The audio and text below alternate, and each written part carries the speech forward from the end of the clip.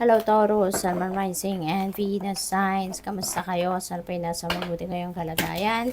Welcome back po sa Star Tarot. Kung bago kayo dito, welcome din kayo. Thank you for your support. I truly appreciate it. God bless you all, Taurus.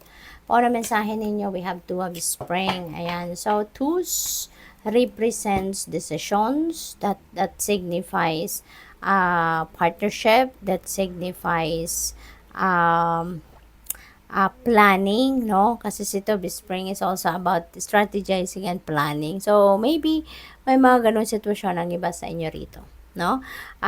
Baka sa pagpaplanong ito, pwedeng meron kayong nakakasama, no? May kapartner kayo rito, pwedeng ganun ang ganap.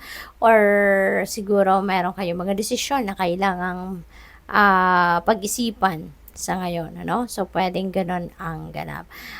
Pwede rin na meron kayo ritong partnerships, no?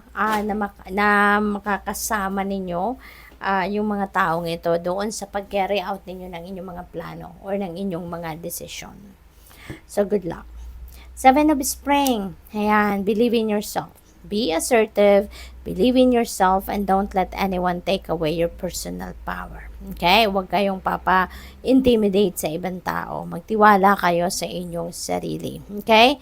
Trust in yourself. Trust in your plans. Trust in your, trust in your intuition, lalo-lalo na. Dahil nandiyan ang gabay sa'yo. Nandiyan yung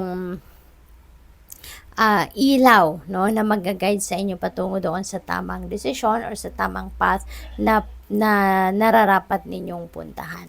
Okay? What else? We have two of summer. So, meron talagang partnerships dito na magaganap, no?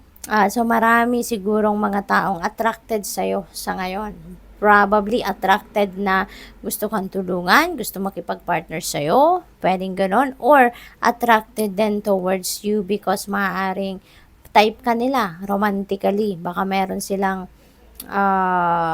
romantic interest sa'yo. So, that is also possible. So, panahon din ito, falling in love, no? Taurus. Kaya, if you are still single, baka meron dito magpapahayag ng kanyang romantic interest sa inyo. Pwede rin na meron ditong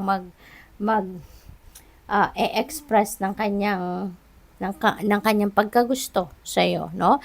So, pwede rin na meron kayong mga bagong makikilala sa ngayon, no? Pwedeng merong manliligaw, pwedeng merong gusto makipagkaibigan sa iyo, no? So, pwedeng ganon ang ganap. At saka kung meron kayong kunyari karelasyon na, 'di ba? Siguro mas lalalim pa ngayon ang inyong samahan, mas lalalim pa ngayon ang inyong pag-iibigan, pwedeng ganon. Kung kayo kunyari married na din ang iba sa inyo, no? At siguro nagkaroon ng rough patch, nagkahiwalay, 'di ba? Pero ngayon, pwedeng kayo'y magkausap muli at baka kayo'y magkabalikan, no? So, pwedeng ganon ang ganap dyan. The Empress, napakaganda nito kasi si Empress is a very abundant and prosperous energy. So, magiging yayamanin siguro kayo ngayon. Magkakaroon kayo ng maraming pera. Pwede rin na merong cold cash, no? Financial blessings na dadating, or pwedeng merong financial opportunities na dumating sa inyo at this time. So, pwedeng ganun. At ito yung magli-lead sa inyo para magkaroon kayo ng mas establishing financial status ngayon or financial situation, no? So, good luck sa'yo. We have release. Ayan. So, it's about time also to release your past or release something that doesn't serve your highest good anymore. Lalo-lalo na yung, kunyari, tao involved sa inyong nakaraan or ang mga bagay or situations na talagang pinagkakaabalahan nyo pa na parte ng inyong nakaraan. Kasi parang it's very impractical na, 'di ba, na magfo-focus pa rin kayo sa kung ano man ang tapos na or kung ano man ang naging parte ng inyong nakaraan na, 'di ba? So, moving forward na, moving on na dapat, 'di ba? So, you need to let go of something or someone sa buhay ninyo para din na magkaroon kayo ng room para sa bago. Para ito na yung simula, no, ng mas masayang future ninyo, mas masayang present, 'di ba? So, what else? We have King of Spring. Ayan. So, ang iba sa inyo, leader, no? Siguro, isa kayong boss, isa kayong manager, supervisor, ganon. At pwede ring, kung hindi man kayo nandoon sa posisyon na yun, baka kayo ay mapupunta pa lang sa ganong sitwasyon. Baka kayo ay yung kakayanan ninyo, yung leadership quality ninyo, yung leadership potential ninyo will be recognized sa ngayon ng boss ninyo at kayo ay mabibigyan din ng promotion, 'di ba? Into a leadership role. So pwedeng maging ganun kayo ngayon, no?